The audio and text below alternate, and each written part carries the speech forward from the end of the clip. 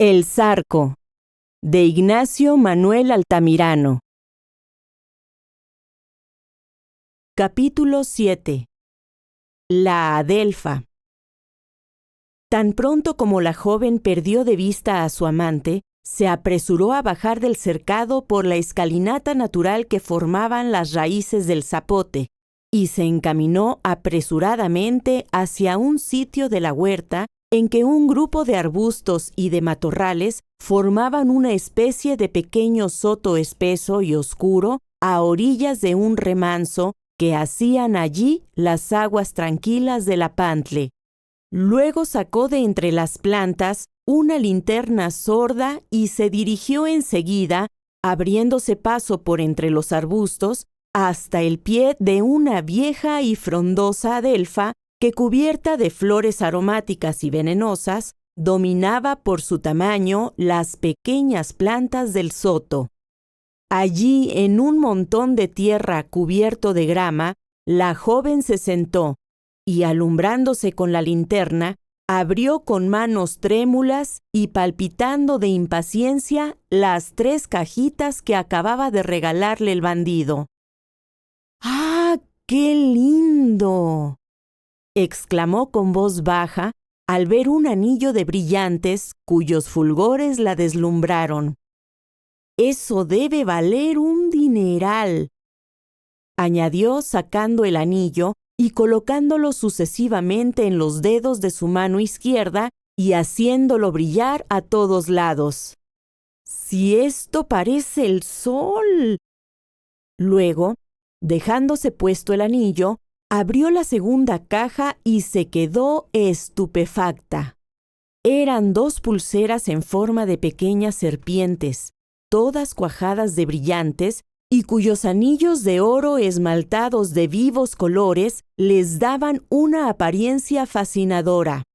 Las serpientes daban varias vueltas en la caja de raso y Manuela tardó un poco en desprenderlas, pero luego que terminó, se las puso en el puño, muy cerca de la mano, enroscándolas cuidadosamente, y comenzó a alumbrarlas en todos sentidos, poniendo las manos en diversas actitudes. Luego, por un instante cerró los ojos como si soñara, y los abrió enseguida, cruzando los puños junto a la luz y contemplándolas largo rato. «2 víboras», dijo frunciendo el ceño. «¡Qué idea! En efecto, son 2 víboras». «¡El robo! Pero va», añadió sonriendo y guiñando los ojos casi llenos con sus grandes y brillantes pupilas negras. «¿Qué me importa? Me las da el Zarco y poco me interesa que vengan de donde vinieren». Después abrió la tercera caja.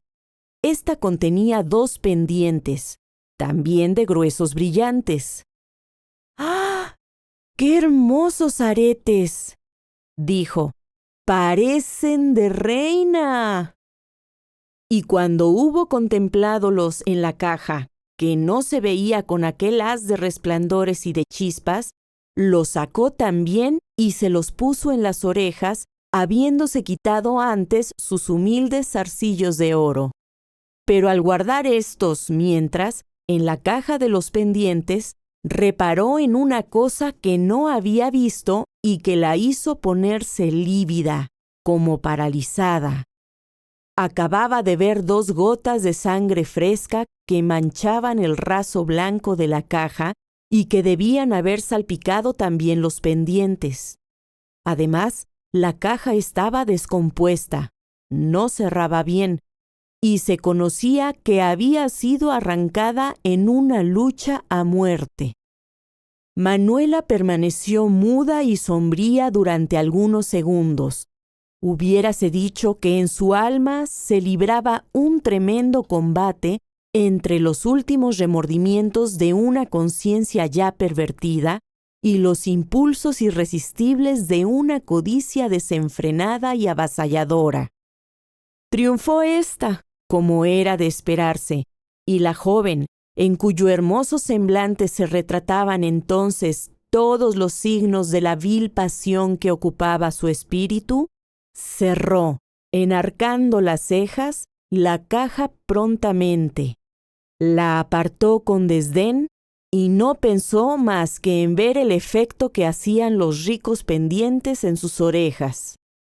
Entonces tomó su linterna y, levantándose así adornada como estaba, con su anillo, pulseras y aretes, se dirigió a la orilla del remanso y allí se inclinó, alumbrándose con la linterna el rostro, procurando sonreír, y sin embargo, presentando en sus facciones una especie de dureza altanera que es como el reflejo de la codicia y de la vanidad, y que sería capaz de afear el rostro ideal de un ángel. Si en aquella noche silenciosa, en medio de aquella huerta oscura y solitaria, alguien, acostumbrado a leer en las fisonomías, hubiera contemplado a aquella linda joven, mirándose en las aguas negras y tranquilas del remanso, alumbrándose el rostro con la luz opaca de una linterna sorda y gesticulando para darse los aires de una gran señora, al ver aquella fisonomía pálida, con los ojos chispeantes de ambición y de codicia, con los cabellos desordenados, con la boca entreabierta, dejando ver una dentadura blanquísima y apretada, y haciendo balancear a derecha e izquierda los pendientes, cuyos fulgores la bañaban con una luz azulada, rojiza o verdosa, que se mezclaba al chisporroteo del mismo carácter que salía de la serpiente enlazada al puño izquierdo, colorado junto a la barba, de seguro que habría encontrado en esa figura singular algo de espantosamente siniestro y repulsivo, como una aparición satánica. No era la Margarita de Goethe, mirándose en el espejo con natural coquetería, adornada con las joyas de un desconocido, sino una ladrona de la peor especie, dando rienda suelta a su infame codicia delante de aquel estanque de aguas turbias y negras. No era la virtud próxima a sucumbir ante la dádiva, sino la perversidad contemplándose en el cieno. Manuela, abandonada a sí misma en aquella hora y de aquel modo,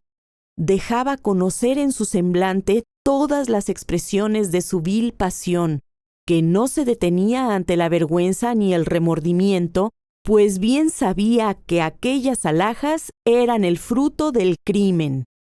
Así es que, sobre su cabeza radiante con los fulgores de los aretes robados, se veía en la sombra no la cara burlona de Mefistófeles, el demonio de la seducción, sino la máscara pavorosa del verdugo, el demonio de la horca. Manuela aún permaneció algunos momentos mirándose en el remanso y recatándose a cada ruido que hacía el viento entre los árboles, y luego volvió al pie de la adelfa, se quitó sus joyas, las guardó cuidadosamente en sus cajas, hecho lo cual, lanzó una mirada en torno suyo, y viendo que todo estaba tranquilo, sacó de entre las matas una pequeña tarecua, especie de pala de mango de madera y extremo anguloso de hierro con que en la tierra caliente se hacen pozos, y removiendo con ella la tierra, en cierto sitio cubierto de musgo, puso al descubierto un saco de cuero que se apresuró a abrir con una llavecita que llevaba guardada. Luego introdujo en la boca la linterna para cerciorarse de si estaba allí su tesoro, que palpó un momento con extraña fruición. Consistía en alhajas envueltas en papeles y en cintos de cuero llenos de onzas de oro y de pesos de plata. Después metió cuidadosamente en el saco las cajas que acababa de darle el zarco y enterró de nuevo el tesoro cubriéndolo con musgo y haciendo desaparecer toda señal de haberse removido el suelo. Luego, como sintiendo abandonar aquella riqueza, alzó su linterna sorda y se dirigió a la casa de puntillas, entrándose en las habitaciones en que la pobre señora, a pesar de las inquietudes del día, dormía con el tranquilo sueño de las conciencias honradas. Capítulo 8. ¿Quién era el Zarco? Entretanto, y a la sazón que Manuel examinaba sus nuevas alhajas, el Zarco, después de haber dejado las orillas de Yautepec y de haber atravesado el río con la misma precaución que había tenido al llegar, se dirigió por el amplio camino de la hacienda de Atlihuayán al Montañoso, por donde había descendido y que conducía a Xochimancas. Era la medianoche y la luna, envolviéndose en espesos nubarrones, dejaba envuelta la tierra en sombras. La calzada de Atlihuayán estaba completamente solitaria y los árboles que flanquean por uno y otro lado proyectaban una oscuridad siniestra y lúgubre que hacían más densa los fugaces y pálidos arabescos que producían los cocuyos y las luciérnagas. El bandido, conocedor de aquellos lugares, acostumbrado, como todos los hombres de su clase, a ver un poco en la oscuridad y, más que todo, fiado en la sensibilidad exquisita de su caballo, que al menor ruido extraño aguzaba las orejas y se detenía para prevenir a su amo, marchaba paso a paso, pero con entera tranquilidad, pensando en la próxima dicha que le ofrecía la posesión de Manuela. Por fin, aquella hermosísima joven, cuya imagen había enardecido sus horas de insomnio durante tantos meses, cuyo amor había sido su constante preocupación, aun en medio de sus más sangrientas y arriesgadas aventuras, y cuya posesión le había parecido imposible cuando la vio por primera vez en Cuernavaca y se enamoró de ella, iba a ser suya, enteramente suya. Iba a compartir su suerte y hacerle saborear los dulcísimos deleites del amor a él que no había conocido hasta allí verdaderamente más que las punzantes emociones del robo y del asesinato. Su organización grosera y sensual, acostumbrada desde su juventud al vicio, conocía, es verdad, los goces del amor material, comprados con el dinero del juego o del robo, arrancados en medio del terror de las víctimas, en una noche de asalto en las aldeas indefensas. Pero el Zarco sentía que no había querido nunca ni había deseado a una mujer con aquella exaltación febril que experimentó desde que comenzó a ver a Manuela, asomada a su ventana, desde que la oyó hablar, y más todavía desde que cruzó con ella las primeras palabras de amor. Jamás, desde que siendo niño todavía abandonó el hogar de su familia, había sentido la necesidad imperiosa de unirse a otro ser, como la sentía ahora de unirse a aquella mujer tan bonita y tan apasionada que encerraba para él un mundo de inesperadas dichas. Así, repasando en su memoria todas las escenas de su niñez y de su juventud, encontraba que su carácter bravío y duro había rechazado siempre todo afecto, todo cariño cualquiera que fuese, no habiendo cultivado sino aquellos de que había sacado provecho. Hijo de honrados padres, trabajadores en aquella comarca, que habían querido hacer de él un hombre laborioso y útil, pronto se había fastidiado del hogar doméstico en que se le imponían tareas diarias o se le obligaba a ir a la escuela, y aprovechándose de la frecuente comunicación que tienen las poblaciones de aquel rumbo con las haciendas de caña de azúcar, se fugó, yendo a acomodarse al servicio del caballerango de una de ellas. Allí permaneció algún tiempo, logrando después cuando ya estaba bastante diestro en la equitación y en el arte de cuidar los caballos, colocarse en varias haciendas en las que duraba poco a causa de su conducta desordenada, pues haragán por naturaleza y por afición, apenas era útil para esos trabajos serviles, consagrando sus largos ocios al juego y a la holganza. Por lo demás, en todo ese tiempo no recordaba haber sentido ni simpatía ni adhesión a nadie, permaneciendo poco tiempo en cada lugar, sirviendo pocos días en cada hacienda y cultivando relaciones de caballeriza o de juego que duraban un instante y que se alteraban con frecuentes riñas que las convertían en enemistades profundas, él verdaderamente no había tenido amigos, sino compañeros de placer y de vicio. Al contrario, en aquellos días su carácter se formó completamente y ya no dio cabida en su corazón más que a las malas pasiones. Así, la servidumbre consumó lo que había comenzado la holgazanería y los instintos perversos, que no estaban equilibrados por ninguna noción de bien, acabaron por llenar aquella alma oscura como las algas infectas de un pantano. Él no había amado a nadie, pero en cambio odiaba a todo el mundo. Al hacendado rico, cuyos caballos ensillaba y adornaba con magníficos jaeces, al obrero que recibía cada semana buenos salarios por su trabajo, al labrador acomodado que poseía fecundas tierras y buena casa, a los comerciantes de las poblaciones cercanas que poseían tiendas bien abastecidas y hasta a los criados que tenían mejores sueldos que él. Era la codicia, complicada con la envidia, una envidia impotente y rastrera, la que producía este odio singular y esta ansia frenética de arrebatar aquellas cosas a toda costa.